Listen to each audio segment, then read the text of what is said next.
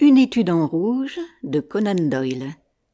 On a appris au chapitre 4 comment se présente l'affaire.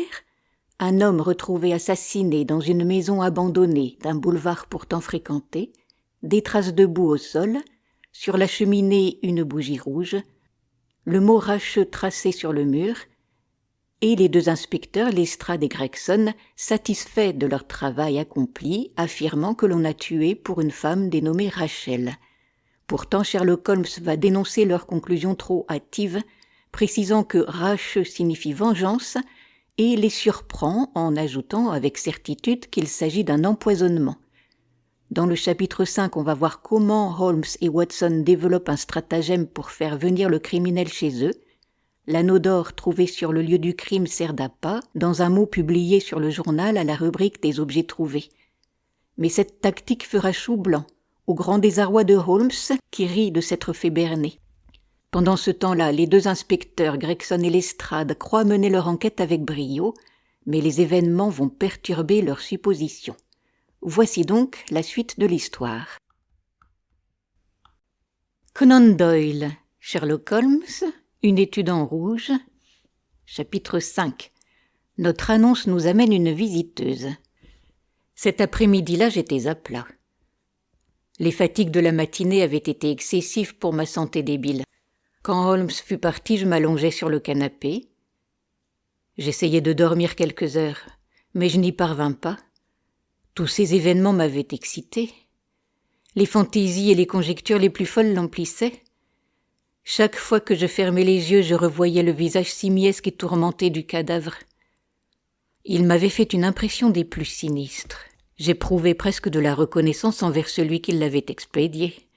Si jamais face humaine exprima le vice dans toute sa malice, ce fut bien celle d'Enoch J. Drebber de Cleveland.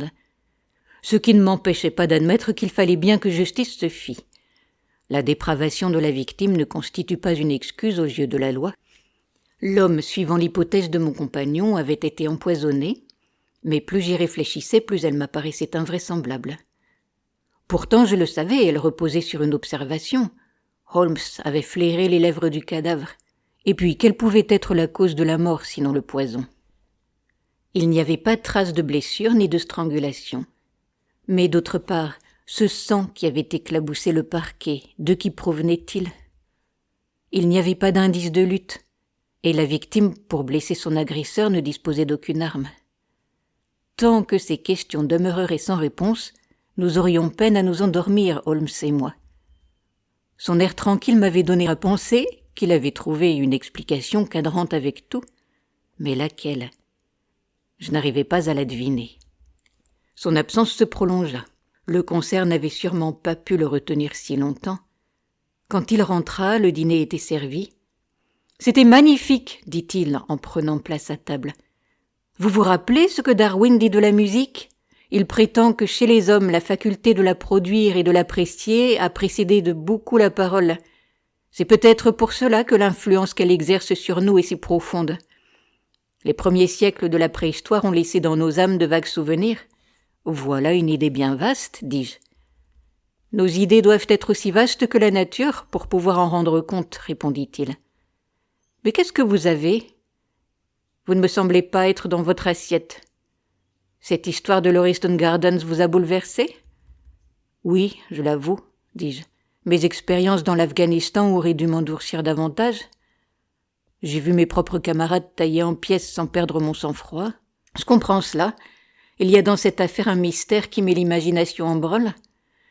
L'horreur ne va pas sans l'imagination. Avez-vous lu les journaux du soir ? Non. Ils rendent assez bien compte de l'affaire. Mais tous omettent de parler de la bague. C'est tant mieux. Comment cela ? Jetez un coup d'œil sur cet avis, répondit-il. Je l'ai envoyé à tous les journaux ce matin. Il me passa le journal par-dessus la table, et je regardai à la place indiquée. C'était la première annonce dans la colonne « Objets trouvés ». Elle était conçue en ces termes.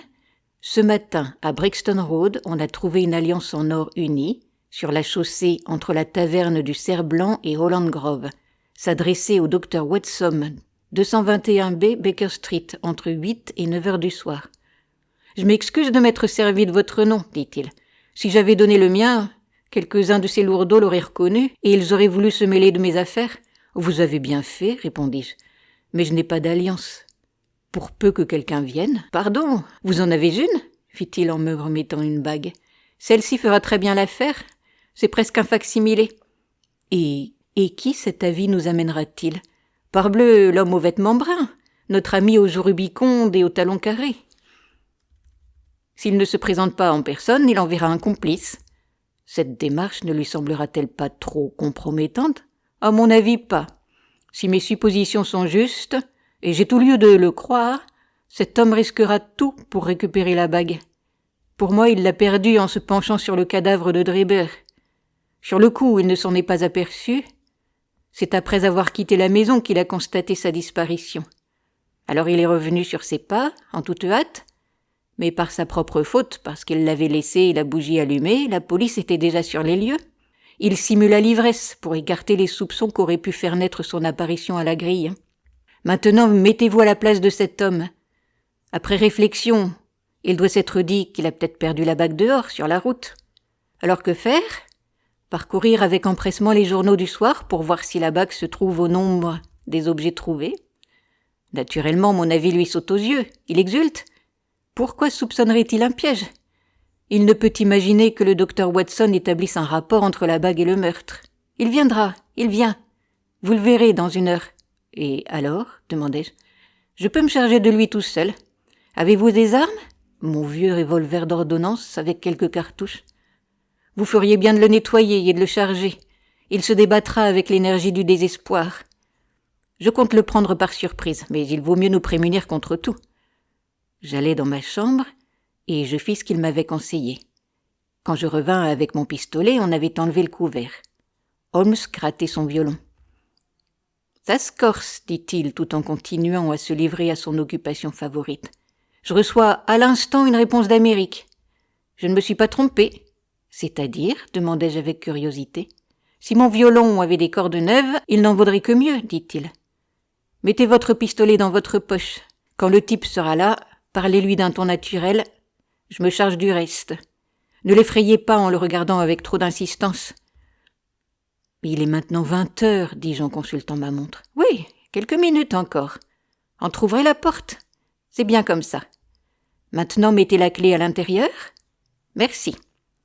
Voilà un curieux vieil ouvrage que j'ai trouvé hier chez un bouquiniste. De Jure inter gentes, publié en latin à Liège dans les Pays-Bas en 1642. La tête de Charles Ier était encore solide sur ses épaules quand le papier de ce petit volume à dos brun fut tranché. Quel est le nom de l'imprimeur? Un Philippe de Croix quelconque. Sur la feuille de garde se trouvent ces mots d'une encre jolie. Ex libris Guliemi White. Je me demande ce qu'était ce William White. Quelque imposant homme de loi du XVIIe siècle, je suppose. Son écriture à la tournure du droit. Je crois que voici notre homme. Au même instant retentit un bref coup de sonnette. Doucement Sherlock Holmes se leva, rapprocha sa chaise de la porte. Les pas de la servante résonnèrent dans le vestibule. D'un bruit sec, elle fit sauter le loquet. « C'est ici qu'habite le docteur Watson ?» demanda une voix distincte mais un peu éraillée. La réponse ne parvint pas à nos oreilles. La servante referma la porte. Quelqu'un se mit à monter l'escalier d'un pas incertain et traînant qui surprit mon compagnon, puis avança avec lenteur dans le corridor et frappa doucement. « Entrez !» dis-je. Au lieu de l'homme robuste et violent que nous attendions, nous vîmes entrer, traînant la jambe, une très vieille femme au visage tout ridé. Elle fit une révérence, puis se mit à fouiller dans sa poche. Elle avait des doigts nerveux, fébriles. Ébloui par l'éclat soudain de la lumière, ses yeux larmoyants tournés vers nous clignotaient.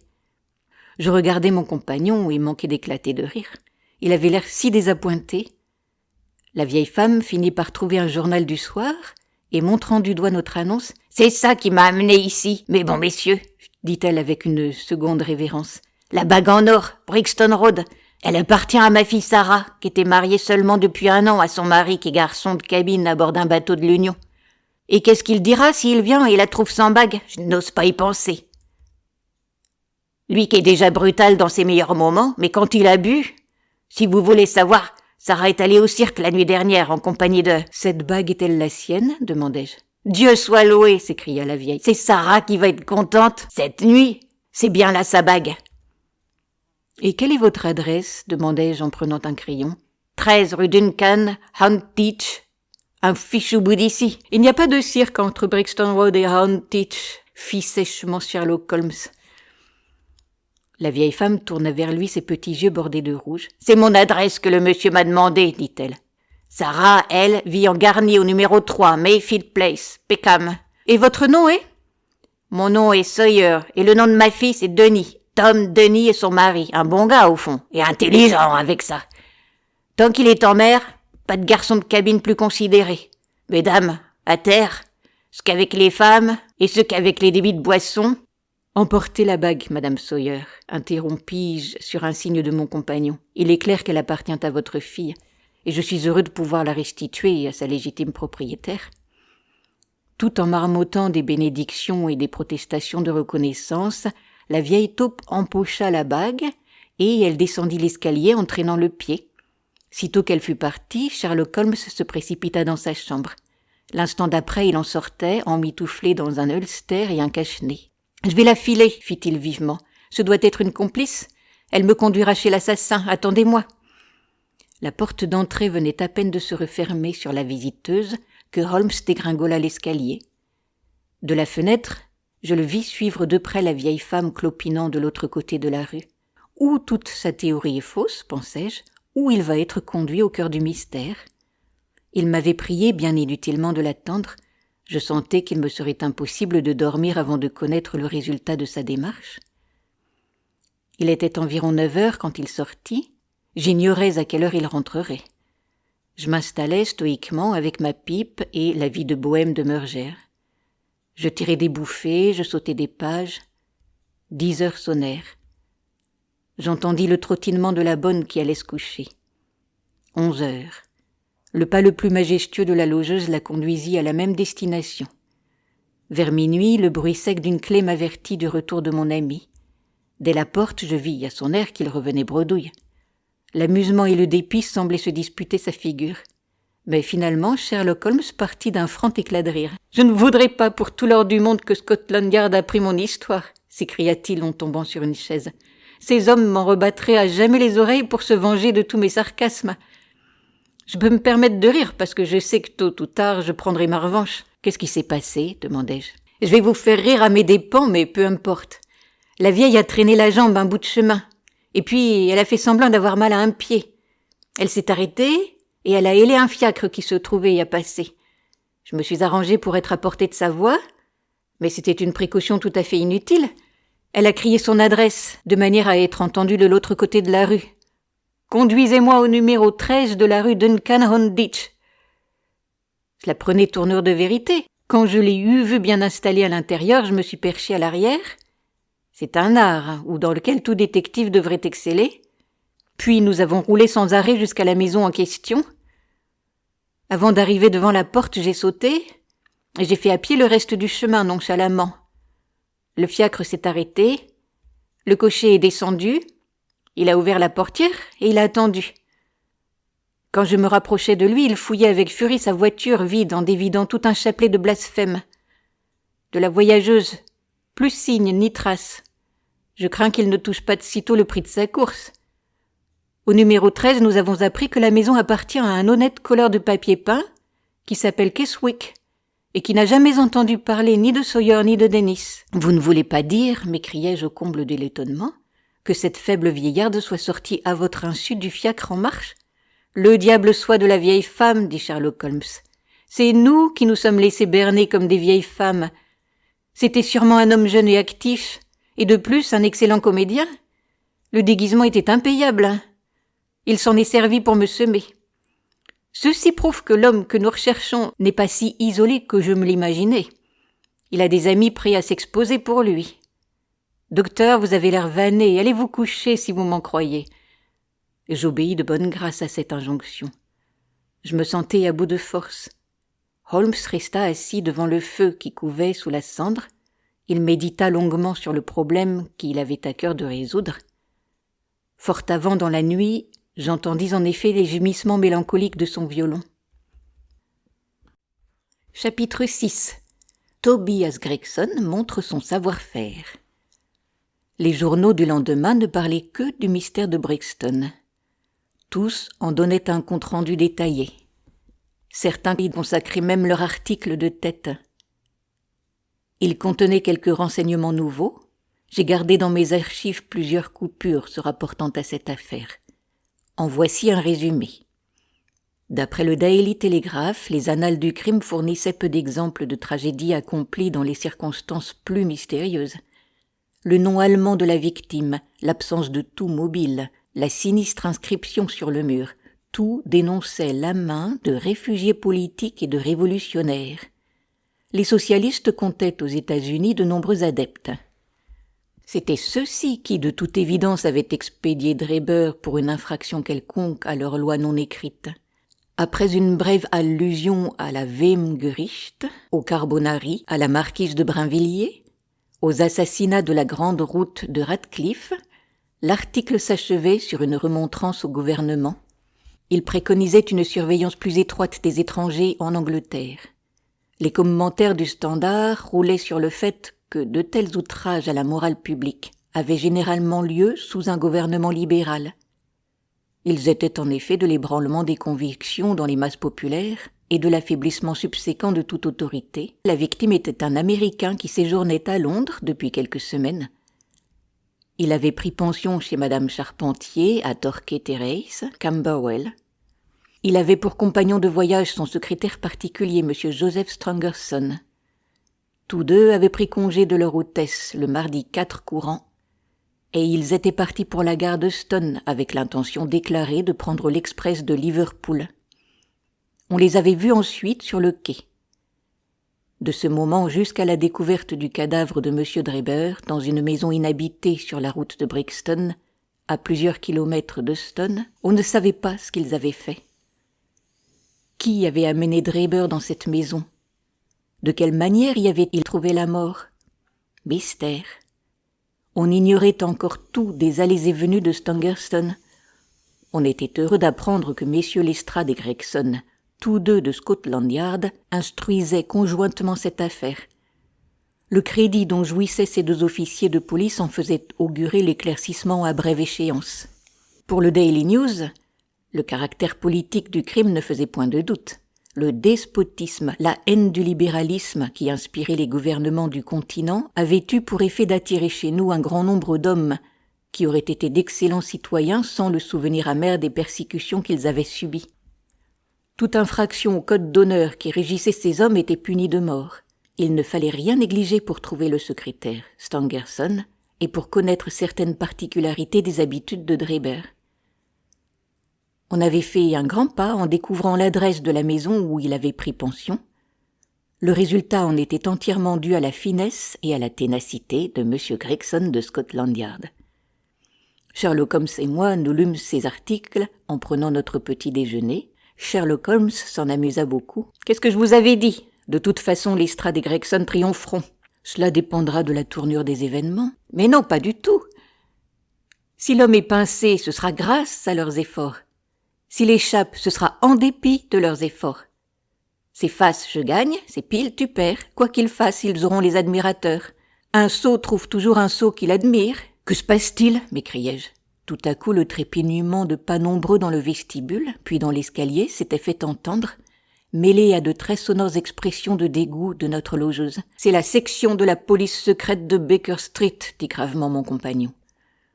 Au même instant firent irruption dans notre pièce une demi-douzaine de gamins des rues, les plus sales et les plus déguenillés que j'eusse jamais vus. « Garde à vous !» cria Holmes d'une voix de stentor. Aussitôt, les 6 petits drôles se mirent en rang, comme autant de statuettes minables. « À l'avenir, dit mon compagnon, Wiggins seul me présentera votre rapport. Vous l'attendrez dans la rue. »« Vous l'avez découvert, Wiggins ?»« Non, monsieur, pas encore, dit l'un des enfants. Je ne m'attendais pas à ce que vous réussissiez du premier coup. Poursuivez vos recherches. Voici votre salaire. » Il remit à chacun d'eux 1 shilling. « Maintenant, filez, laissez-moi un meilleur rapport la prochaine fois. » Il fit un signe. Ils dévalèrent l'escalier comme des souris. L'instant d'après, dans la rue, ils percent l'air de leurs cris. Il y a davantage à obtenir d'un de ces petits mendiants que d'une douzaine de détectives, dit Holmes. La seule vue d'une personne à l'air officiel scelle les lèvres des gens. Les gosses vont partout, ils entendent tout, et puis ils sont finaux. Tout ce qui leur manque, c'est l'organisation. « Est-ce que vous vous servez d'eux pour le crime de Brixton ?» demandai-je. « Oui, je veux m'assurer de quelque chose. C'est simplement une affaire de temps. Oh là, nous allons entendre parler de vengeance. Voici Gregson qui descend la rue, le visage radieux. Il vient sûrement nous voir. » Oui, il s'arrête. Il sonne. La sonnette fut tirée violemment, et en quelques secondes, le détective blond avait monté 4 à 4 l'escalier et fait irruption dans notre salon. « Mon cher !» s'écria-t-il en tordant la main molle de Holmes. « Félicitez-moi, j'ai rendu l'affaire aussi claire que le jour. » Je crus voir passer une ombre d'anxiété sur le visage expressif de mon compagnon. « Seriez-vous sur la bonne piste ?» demanda-t-il. « La bonne piste ? Nous avons arrêté le meurtrier. »« Quel est son nom ?»« Arthur Charpentier, sous-lieutenant de la marine de l'État, » articula pompeusement Gregson. Il gonflait sa poitrine et frottait ses mains grassouillettes. Sherlock Holmes poussa un soupir de soulagement. Le sourire reparut sur ses lèvres. « Asseyez-vous et prenez un cigare, dit-il. Nous sommes impatients de savoir comment vous vous y êtes pris. »« Du whisky avec de l'eau ?»« Volontiers, reprit le détective. Les terribles efforts que j'ai fournis ces 2 derniers jours m'ont complètement épuisé. Pas tant l'effort physique, cependant, que l'effort d'imagination. Vous savez ce que c'est, monsieur Sherlock Holmes. Vous aussi, vous travaillez avec votre tête. Vous me faites beaucoup d'honneur, dit gravement Sherlock Holmes. Expliquez-nous comment vous êtes parvenu à cet heureux résultat. Le détective s'installa dans le fauteuil et tira quelques bouffées de son cigare. Puis soudain, au paroxysme de la gaieté, il se frappa la cuisse. « Le plus drôle, s'écria-t-il, c'est que cet imbécile de l'estrade, qui se croit si malin, s'est complètement fourvoyé. Il recherche partout le secrétaire Stangerson, qui n'a pas plus trempé dans le crime qu'un bébé qui va naître. Je suis sûr qu'il l'a trouvé à l'heure qu'il est. » Cette idée fit tant rire Gregson qu'il s'étouffa. « Comment avez-vous trouvé la clé du mystère ?»« Je vais tout vous dire. Bien entendu, Dr. Watson, ceci doit rester entre nous. D'abord, il s'agissait de connaître les antécédents de l'Américain. D'autres auraient attendu qu'on réponde à leurs annonces dans les journaux, ou bien encore que des complices apportent d'eux-mêmes des renseignements. Ce n'est pas comme ça que travaille Tobias Gregson. Vous souvenez-vous du chapeau placé près de la victime ? »« Oui, dit Holmes. Il portait le nom et l'adresse du chapelier. John Underwood et fils, 129 Camberwell Road. » Gregson perdit contenance. « Vous l'aviez remarqué ?» dit-il, le visage allongé. « Vous êtes allé à Camberwell Road ?»« Non. »« Ah !» fit Gregson en se redressant. « Il ne faut jamais négliger une chance, si petite qu'elle soit. »« Rien n'est petit pour un grand esprit, » dit sentencieusement Holmes.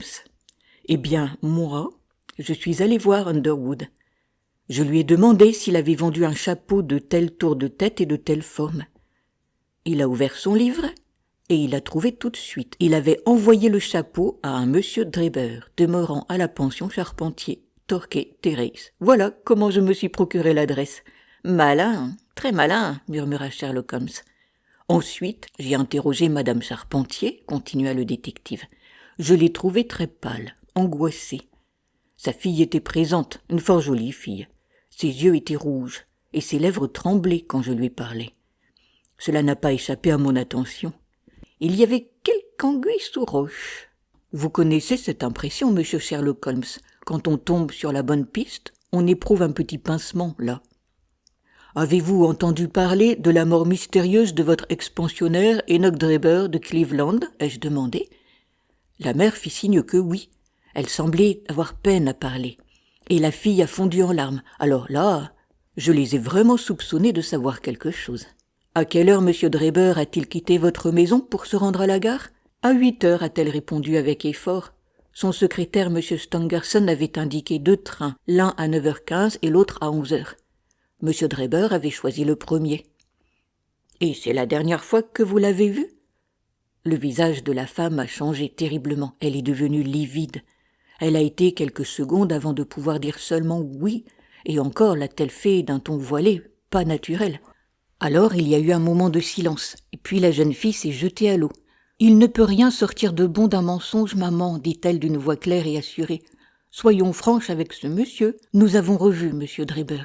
Que Dieu te pardonne, s'est écriée madame Charpentier en levant les bras au ciel et en se renversant sur sa chaise. Tu as tué ton frère. Arthur m'approuverait, répondit la jeune fille d'un ton ferme. Vous feriez mieux de me dire tout maintenant, leur ai-je conseillé. Un demi-aveu est pire qu'une dénégation. D'ailleurs, vous ne savez pas à quel point nous nous sommes renseignés. C'est toi qui l'auras voulu, Alice, s'écria ta mère. Et puis, se tournant vers moi, je vais tout vous dire, monsieur. Vous voyez, je suis troublée. N'allez pas vous imaginer, cependant, que j'ai peur de voir mon fils impliqué dans cette horrible affaire. Non, il est parfaitement innocent. Si je crains quelque chose, c'est qu'il ne soit compromis à vos yeux et à ceux des autres. Mais c'est impossible certainement. Son caractère élevé, sa profession, ses antécédents, tout empêcherait cela. Avouez-moi tout. C'est ce que vous avez de mieux à faire, lui ai-je répondu. Cela ne nuira pas à votre fils s'il est innocent, je vous le garantis. Alors, sur la prière de sa mère, la jeune fille s'est retirée. Mon intention, monsieur, a-t-elle continué, était de ne rien vous dire. Mais, puisque ma fille a commencé à parler, je n'ai plus le choix.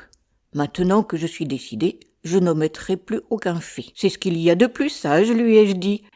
Monsieur Dreber est resté chez nous à peu près 3 semaines. Il avait voyagé auparavant sur le continent avec monsieur Stangerson, son secrétaire. Le dernier endroit où ils avaient séjourné, c'était Copenhague. J'avais remarqué que chacune de leurs malles en portait l'étiquette. Stangerson était un homme calme, réservé, mais son patron, je regrette de le dire, était tout le contraire. Des habitudes grossières, des manières brutales. La nuit même de son arrivée, il s'est enivré. En fait, chaque jour, à partir de midi, il était ivre. Il se permettait avec les bonnes des libertés et des familiarités dégoûtantes. Le pire de tout, c'est qu'il n'a pas respecté non plus ma fille Alice. Il lui a tenu des propos qu'elle est heureusement trop innocente pour comprendre. Une fois, il l'a prise dans ses bras et il l'a embrassée. Alors son propre secrétaire lui a reproché sa conduite malhonnête. « Mais pourquoi avez-vous supporté tout cela ?» ai-je demandé. « Vous pouvez renvoyer vos pensionnaires quand bon vous semble, j'imagine. » Madame Charpentier rougit. « J'aurais dû lui donner son congé dès le premier jour, » soupira-t-elle. Mais c'était une tentation cruelle. Chacun d'eux payait 1 livre par jour, soit 14 livres par semaine. Et c'est la morte saison. Je suis veuve. Mon fils dans la marine m'a coûté cher. J'hésitais à prendre cet argent. J'ai patienté. Mais l'insulte faite à ma fille c'en était trop. Je lui ai enfin donné son congé. Voilà pourquoi il est parti. Et alors ? Quel soulagement ça a été pour moi quand je l'ai vu s'en aller. Mon fils est en ce moment en permission. Je ne lui ai rien dit de tout cela, parce qu'il est emporté et qu'il adore sa sœur. Quand j'ai refermé la porte sur les Américains, ça m'a ôté un poids de dessous la poitrine. Hélas, en moins d'1 heure après, ce Dreber était de retour. Plus ivre que jamais. Il a pénétré de force dans le salon où je me trouvais avec Alice. Et il a dit en bredouillant qu'il avait manqué ce train, à ce que du moins j'ai pu comprendre. Puis il s'est retourné vers ma fille, et, à mon nez, il lui a proposé de s'enfuir avec lui. « Vous avez le droit, disait-il, vous êtes majeur, j'ai de l'argent en quantité plus qu'il ne m'en faut, ne tenez pas compte de la vieille. Venez tout de suite, vous serez comme une princesse. » La pauvre petite était terrifiée, elle a reculé. Mais lui l'a saisie au poignet, il l'a traînée vers la porte. Alors j'ai crié, Arthur est arrivé. Et ce qui s'est passé ensuite, je ne peux pas vous le dire. Je n'osais pas regarder tellement j'avais peur. Ça a été des jurons, puis des coups. À la fin, quand j'ai relevé la tête, j'ai vu Arthur qui riait devant la porte, sa canne à la main. « Je ne pense pas que ce joli monsieur revienne nous embêter, » a-t-il dit. « Je vais le suivre un peu pour m'en assurer. » Il a mis son chapeau, il est sorti. C'est le lendemain que nous avons appris la mort mystérieuse de M. Dreber.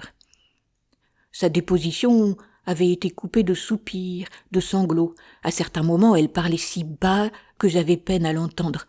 J'ai pu cependant prendre des notes sténographiques de tout ce qu'elle m'a dit, afin qu'il n'y eût pas d'erreur possible. « C'est très excitant, » dit Sherlock Holmes en bâillant. « Comment tout cela a-t-il fini ?»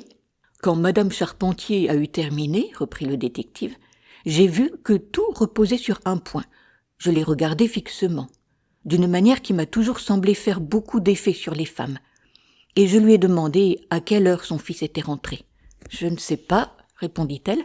« Vous ne savez vraiment pas ?»« Non, Arthur a sa clé. Et étiez-vous couché quand il est rentré ?»« Oui. »« À quelle heure vous êtes-vous couché ?»« Vers 23 heures. »« Par conséquent, votre fils a été absent pendant 2 heures au moins ?»« Oui. »« Peut-être pendant 4 ou 5 heures ?»« Oui. »« Que faisait-il pendant ce temps-là ?»« Je ne sais pas. » Elle était devenue pâle jusqu'aux lèvres.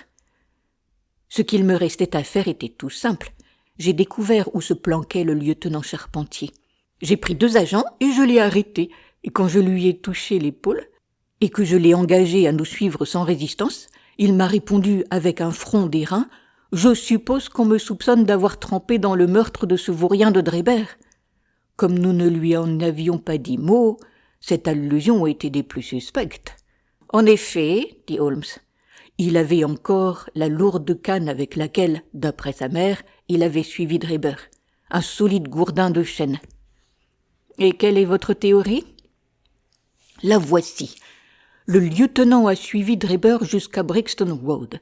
Là, nouvelle altercation. Drebber reçoit un coup, peut-être au creux de l'estomac, qui ne laisse pas de traces. Il tombe raide mort. Grâce à la pluie, pas de témoin. Charpentier traîne le cadavre dans la maison vide. Mais la bougie, le sang, l'inscription sur le mur et la bague, me direz-vous, c'est à mon avis une mise en scène destinée à tromper la justice. « Très bien, dit Holmes d'un ton encourageant. Vraiment, Gregson, vous êtes en progrès. Nous ferons quelqu'un de vous. »« Ma foi, répondit le détective en se rengorgeant, j'ai mené rondement l'affaire. Le jeune homme a avoué de lui-même avoir suivi Drebber quelque temps. Mais il a prétendu ensuite que s'étant senti filer, ce dernier avait pris un fiacre pour le semer. En revenant chez lui, Charpentier aurait rencontré un vieux camarade de bordée et il aurait fait avec lui une longue marche. Où habite ce vieux camarade ? Il ne le sait pas lui-même. Mon explication est cohérente dans toutes ses parties. Ce qui m'amuse, c'est de savoir Lestrade lancé sur une fausse piste. Il perd son temps, et le voici en chair et en os. C'était bien Lestrade, mais sans l'air désinvolte et pimpant qui lui était naturel. Son visage était bouleversé, sa tenue négligée. Il venait évidemment consulter Sherlock Holmes. En apercevant son collègue, il parut très contrarié. Planté au milieu de la salle, il tourna et retourna son chapeau entre ses doigts tremblants.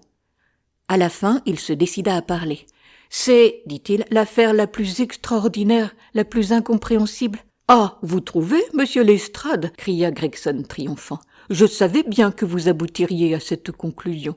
Avez-vous réussi à découvrir le secrétaire, monsieur Joseph Stangerson ?»« Monsieur Joseph Stangerson, dit Lestrade d'un ton grave, a été assassiné vers 6 heures du matin à l'Holidays Private Hotel. »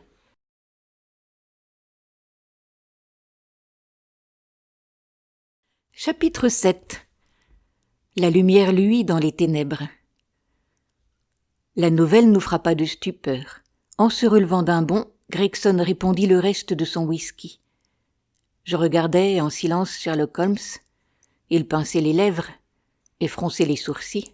« Stangerson aussi, murmura-t-il. Ça se complique. C'était déjà bien assez compliqué comme ça, grommela Lestrade en approchant une chaise. On dirait que je suis tombé dans une espèce de conseil de guerre. Êtes-vous tout à fait sûr de cette nouvelle, balbutia Gregson. Je sors à l'instant de sa chambre d'hôtel, dit Lestrade. J'ai été le premier à découvrir ce nouveau meurtre. Gregson vient de nous faire part de son opinion sur l'affaire, dit Holmes. À votre tour, monsieur Lestrade, dites-nous ce que vous avez vu et ce que vous avez fait, si toutefois vous n'y voyez pas d'objection. Je n'en vois aucune, répondit Lestrade en s'asseyant. Je vous avouerai, franchement, que j'ai cru que Stangerson était pour quelque chose dans la mort de Drebber. Ce fait nouveau m'a montré que je m'étais trompé. Pénétré de cette idée, je me suis mis à la recherche du secrétaire. Le 3 au soir, vers 8h30, on l'avait vu à la gare de Stone en compagnie de Drebber. Or, le cadavre de ce dernier avait été découvert à Brixton Road, à 2h du matin. Il s'agissait donc de savoir ce que Stangerson avait fait dans l'intervalle, et depuis lors. J'ai télégraphié son signalement à Liverpool, avec avis de surveiller les bateaux américains. Et puis je me suis mis à perquisitionner dans tous les hôtels et meublés du voisinage d'Euston. Voici quel était mon raisonnement. Si Drebert et son compagnon s'étaient séparés, ce dernier avait dû se loger pour la nuit dans le voisinage, le lendemain matin, afin de flâner aux abords de la gare. Il s'était sans doute donné rendez-vous quelque part, dit Holmes. C'est ce que la suite a montré.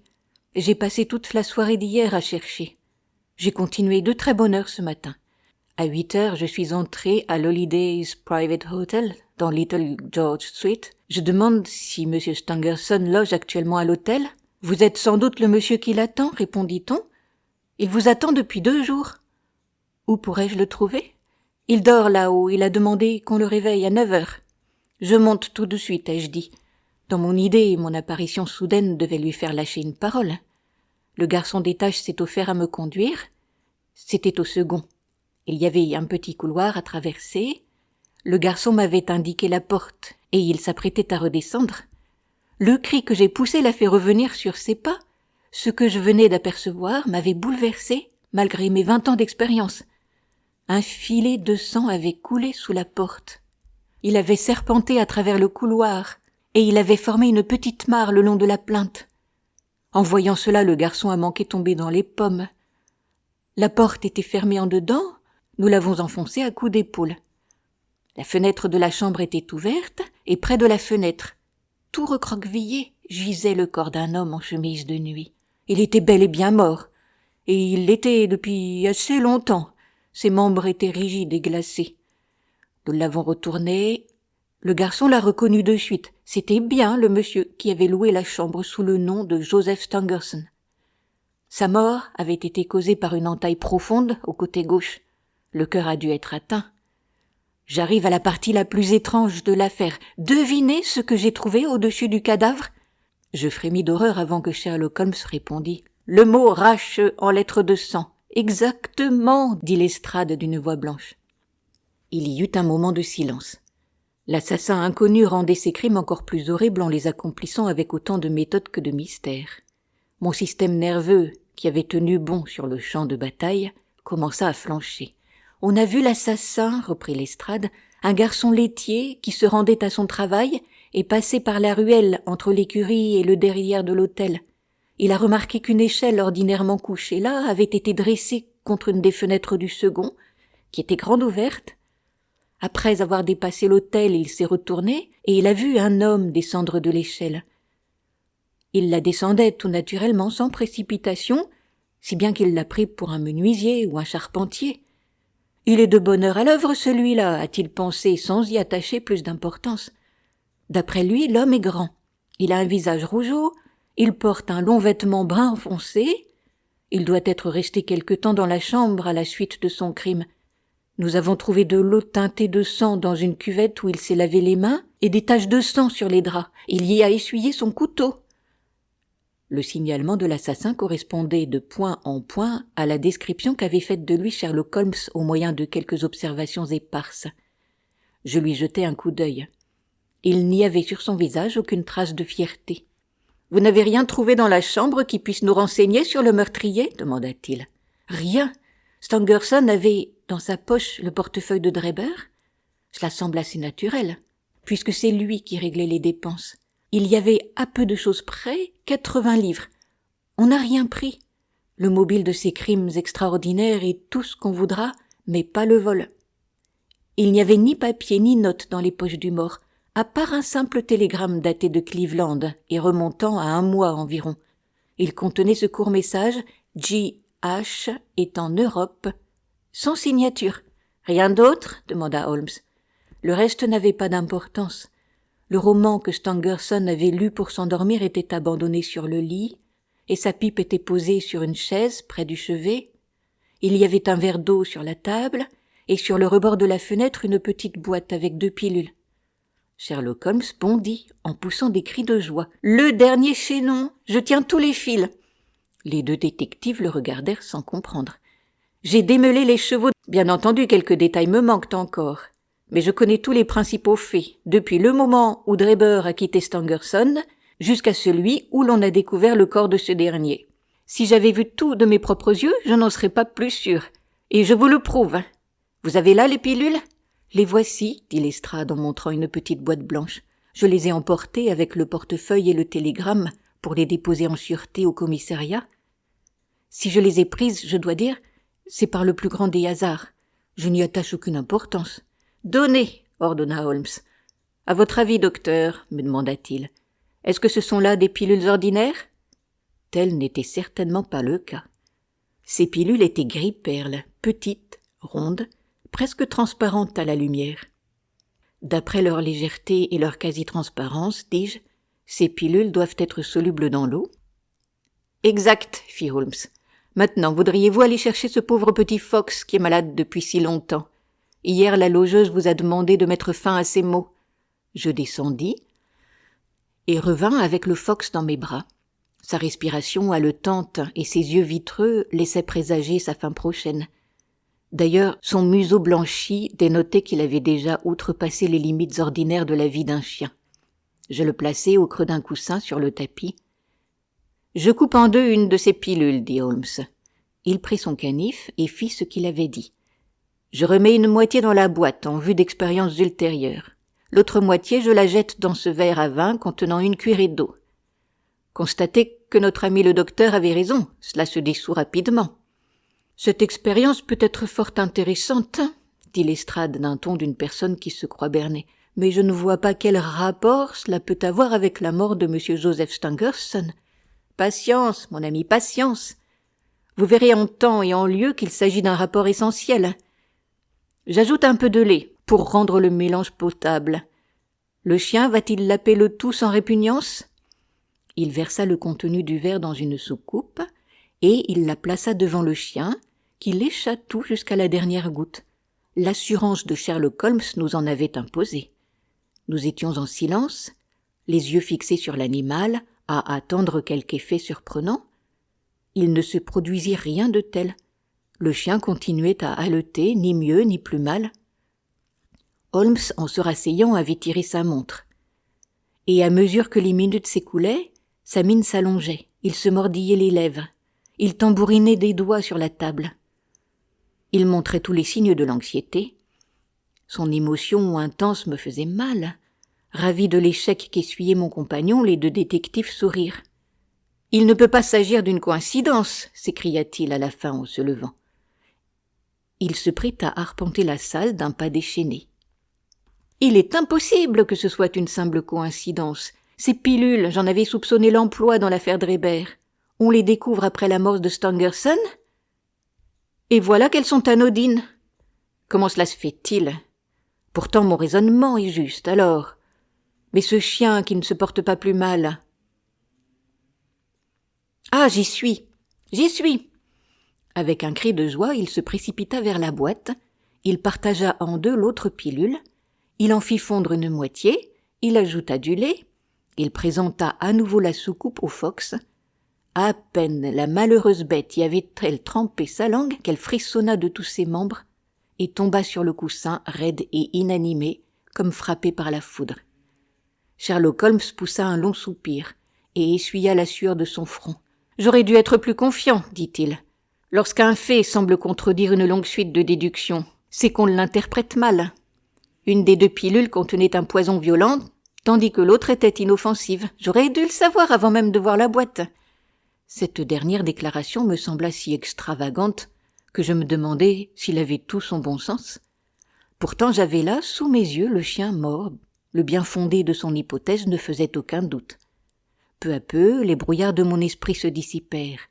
La vérité m'apparut confusément. « Tout cela vous semble étrange, » continua Holmes, « parce que vous n'avez pas saisi l'importance du seul indice véritable qui s'est présenté à vous dès le début. J'ai eu la chance de mettre le doigt dessus. Depuis lors, tout ce qui est arrivé n'a fait que confirmer ma première supposition. Tout, en fait, en a découlé logiquement. Les choses qui vous ont semblé des complications embarrassantes m'ont éclairé et ont confirmé mes conclusions. L'extraordinaire est une chose, le mystère en est une autre. Le crime le plus banal est souvent le plus mystérieux. Il ne présente aucun caractère dont on puisse tirer des déductions. Si Au lieu de découvrir le corps de la victime dans les circonstances sensationnelles qui ont révélé l'affaire, on l'avait trouvé tout simplement étendu sur la chaussée. L'enquête aurait été beaucoup plus difficile. Tous ces détails extraordinaires, loin de compliquer les choses, les ont au contraire simplifiées. M. Gregson, qui avait écouté avec impatience, fut incapable de se contenir plus longtemps. « Voyons, monsieur Sherlock Holmes, dit-il, nous sommes tous disposés à reconnaître votre perspicacité et l'originalité de votre méthode de travail, mais, à présent, nous désirons autre chose que de la théorie et du prêche. Il s'agit de capturer un assassin. J'en étais venu à une conclusion qui s'est révélée fausse.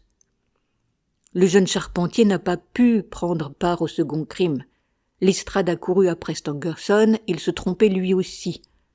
Avec toutes ces allusions que vous avez lancées par-ci par-là, vous nous avez donné l'impression d'en savoir plus que nous. Dites-nous donc clairement ce que vous savez. Pouvez-vous nous révéler le nom du coupable ? Je ne peux que donner raison à Gregson, dit Lestrade. Nous avons chacun de notre côté essayé d'éclaircir l'affaire, et nous avons échoué tous les deux. Depuis mon arrivée ici, vous nous avez laissé entendre à plusieurs reprises que vous saviez parfaitement à quoi vous en tenir. J'espère que vous ne nous ferez pas languir plus longtemps. Tout délai rapporté à l'arrestation de l'assassin pourrait lui laisser le temps de commettre un nouveau crime, ajoutai-je. Blessé par nous trois, Holmes parut hésiter. Il n'en continua pas moins à marcher de long en large, la tête basse et les sourcils froncés.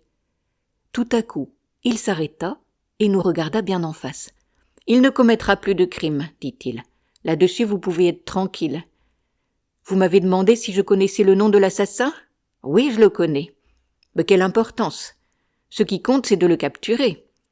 Or, j'ai bon espoir d'y arriver par mes propres moyens. Encore faudra-t-il du doigté. L'homme est rusé, désespéré. De plus, et ça je le sais par expérience personnelle, il a un complice qui est aussi habile que lui. Tant qu'il ne se sait pas découvert, il y a des chances de lui mettre la main au collet.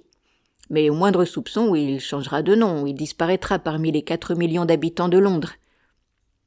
Sans vouloir vous froisser, ni l'un ni l'autre, je dois dire qu'à mon avis, la police n'est pas de taille à lutter contre ces deux hommes-là. C'est pourquoi je n'ai pas fait appel à votre aide. Bien entendu, si à mon tour j'échoue, je serai blâmé d'avoir agi seul. Bah, je joue gagnant. Dès maintenant, je vous promets ceci. Quand je pourrai me mettre en rapport avec vous sans nuire à mes plans, je le ferai. Apparemment, cette promesse précédée de l'allusion méprisante à la police ne satisfit guère Gregson ni Lestrade. Le premier avait rougi jusqu'à la racine de ses cheveux couleur de lin, tandis que les yeux en boutons de chaussures de l'autre avaient brillé de curiosité puis de rancune. Ils n'eurent pas le temps de répliquer, on frappa. Le porte-parole des Gavroches, Wiggins, montra sa frimousse. « Pardon, monsieur, dit-il en relevant sa mèche de cheveux. Le fiacre est en bas. Parfait, mon garçon, dit Holmes avec satisfaction. Pourquoi n'adoptez-vous pas ce modèle à Scotland Yard, ajouta-t-il en sortant d'un tiroir une paire de menottes en acier. Voyez comme le ressort fonctionne bien. Elle se referme en un rien de temps. Nos vieilles menottes suffiront, dit Lestrade, si nous attrapons jamais l'assassin. Fort bien, fit Holmes en souriant. Au fait, le cocher pourrait m'aider à transporter mes bagages ? Demandez-lui de monter, Wiggins. Je fus surpris d'apprendre que mon compagnon partait en voyage. Il ne m'en avait rien dit. Il y avait une petite valise dans la pièce. Holmes alla la chercher et se mit à la sangler. Sur ses entrefaites, le cocher entra. Sans le regarder, Holmes lui dit en s'agenouillant « Aidez-moi donc à attacher cette courroie, cocher !» L'homme s'avança, l'air hargneux, un peu méfiant. Il se pencha et tendit les mains. Coup sec, bruit métallique. Holmes se releva. « Messieurs, cria-t-il les yeux brillants, je vous présente M. Jefferson Hope, l'assassin d'Enoch Draber et de M. Joseph Stangerson. » Tout s'était passé en un tournement, si rapidement que je n'avais pas eu le temps d'en prendre conscience. J'ai gardé un souvenir vif de cet instant. L'air triomphant de Holmes et le timbre de sa voix, le visage abasourdi, féroce du cocher, lorsqu'il regarda les menottes qui brillaient à ses poignets. Elle les avait encerclées comme par magie. Durant quelques secondes, nous fûmes comme des statues. Puis, avec un rugissement de colère, le cocher s'arracha à l'étreinte de Holmes et se rua par la fenêtre. Le bois et le verre volèrent en éclats. Mais avant qu'il eût passé au travers, Gregson, Lestrade et Holmes sautèrent sur lui comme autant de chiens de chasse. Ils le ramenèrent de force. Une lutte terrible s'engagea. Il nous repoussa maintes et maintes fois tant il était fort. Il semblait avoir l'énergie convulsive d'un épileptique. Le verre avait affreusement tailladé son visage, mais il avait beau perdre du sang, il n'en résistait pas moins. Lestrade réussit à empoigner la cravate, il l'étrangla presque. Le cocher comprit enfin l'inutilité de ses efforts. Nous ne respirâmes, cependant, qu'après lui avoir lié les pieds et les mains. « Sa voiture est en bas, dit Sherlock Holmes. Elle nous servira pour le conduire à Scotland Yard. Et maintenant, messieurs, continua-t-il avec un sourire aimable, nous voilà arrivés à la fin de ce petit mystère. Posez-moi toutes les questions que vous voudrez, j'y répondrai très volontiers. Pour connaître la suite de l'histoire, rendez-vous au chapitre 8. J'espère que cet audio vous a plu. Vous pouvez retrouver Histoire et Poésie sur ma chaîne Entendre lire.